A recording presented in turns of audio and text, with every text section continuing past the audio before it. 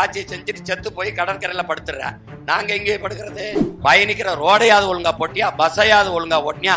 எந்த கருமாந்திரமும் இல்ல. கடன் வாங்கி படிக்கிற நிலைமையில வச்சுட்டு ஒரு அரசுன்னு பேசிக்கலாமா? பறக்கும் படைன்னு ஒரு பரதேசி படையை ரோட்ல நிறுத்திடுறது. ரோட்ல நிக்காத, தொகுதிக்குள்ள போடா. ஒரு தொகுதிக்கு 20,000 30,000 35 கோடி 25 கோடி ஒதுக்கி ஒரு ஓட்டுக்கு 1000 2000 கொடுத்துக்கிட்டு இருக்கான். இது ஒரு கேடுகட்ட கூட்டத்துக்கிட்ட நாட்டை கொடுத்துட்டு நாதியற்று போய் திரியுது. இந்த தேர்தல்ல ஓட்டுக்கு 2000, இந்த பீகார்ல மொத்தமா ஒரு ஓட்டுக்கு குடும்ப அட்டைக்கு குடும்ப கணக்குல 10,000 போட்டு ஜெயிச்சது பாரதிய ஜனதாவும் நிதிஷ்குமாரோட கட்சியும்.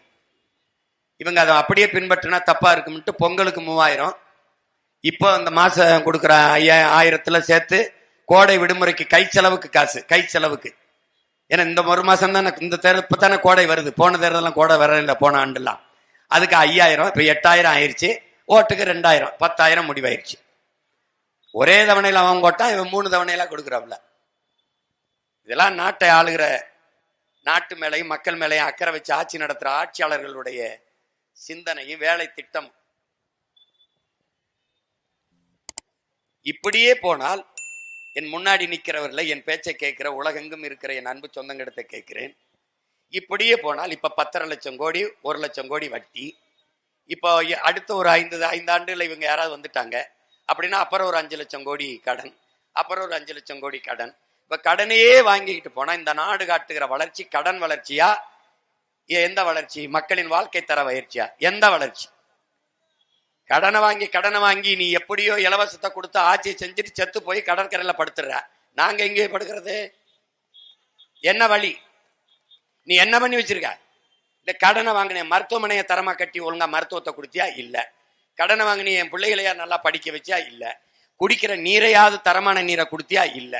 பயணிக்கிற ரோடையாவது ஒழுங்கா போட்டியா, பஸ்ஸையாவது ஒழுங்கா ஓட்டியா? எந்த கருமாந்திரமும் இல்ல. இந்தா இலவசம், இந்தா இலவசம், இந்தா இலவசம். அந்த மாணவர் கல்வி கடன் தள்ளுபடி, விவசாயிகளின் கடன் தள்ளுபடி. ஏண்டா ஒரு மாணவன் கடன் வாங்கி படிக்கிற நிலைமையில வச்சுட்டு ஒரு அரசுன்னு பேசிக்கலாமா? கல்வி மானுட உரிமை, கொடுக்க வேண்டியது அரசின் கடமை, கொடுக்காமல் இருப்பது மாபெரும் கொடுமை. கடனை வாங்கி படிக்கிற அளவுக்கு நீ எப்படி ஒரு மாணவனை வச்ச?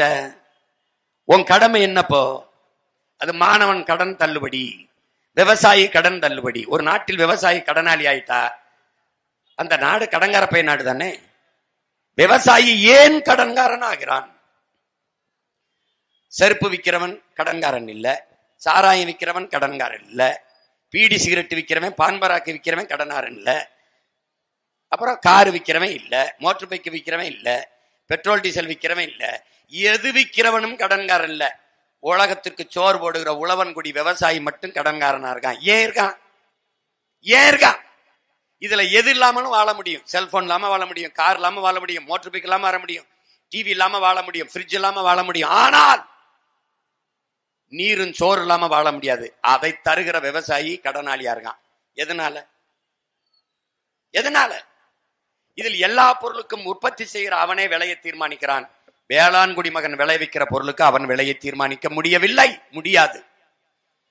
வாங்குறவன் எவனோ அவன் தான் விலையை தீர்மானிப்பான். அதனால விவசாயி நட்டப்பட்டு போறான், செத்து போறான். ஒரு நாட்டில் விவசாயி கடன் தள்ளுபடி, மாணவர் கடன் தள்ளுபடி என்றால் நாம் இந்த ஆட்சியை செய்கிற இவங்களை மொத்தமா தள்ளுபடி செய்வதை தவிர நமக்கு வேற வழி கிடையாது. அப்புறம் மாற்றணும், இந்த நிலையை மாற்றணும். இங்க எல்லாம் விளம்பரம் இருக்குது. வாக்களிப்பது நமது உரிமை, நமது கடமை, 100 விழுக்காட்டு வாக்கை விருதி செய்வோம். இவர் விளம்பரம். இதுக்கு பல 100 கோடி செலவு. ஓட்டுக்கு காசு கொடுப்பது குற்றம், அதை வாங்கினால் ஓராண்டு சிறை தண்டனை, கொடுப்பதும் வாங்குவதும் குற்றம். சரி, எவனையாவது ஒருத்தனை கைது பண்ணி ஜெயில போட்டிருக்கேன்னு சொல்லு பாப்போம், சொல்லு பாப்போம். இந்த தெண்ட கருமாந்திர செலவு, தெண்ட கருமா தெருவங்க இருக்கு. 100 விழுக்காடு வாக்கு போடணும், போடலன்னு என்ன பண்ணுவ? பறக்கும் படைன்னு ஒரு பரதேசி படையை ரோட்ல நிறுத்திடுறது. ஒரு பரதேசி படைய 2106 பேர் வேலை செய்யறார். 2106 பேர். யாரு?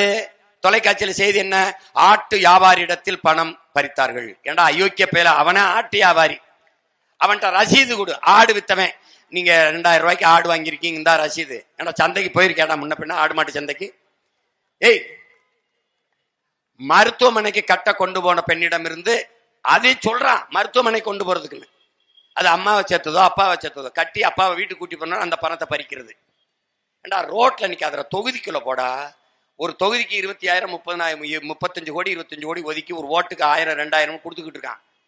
டப்பா பரிசு டப்பா, பூஸ்ட், அப்புறம் என்ன டிஃபன் கேரியரு, அண்டா குண்டா,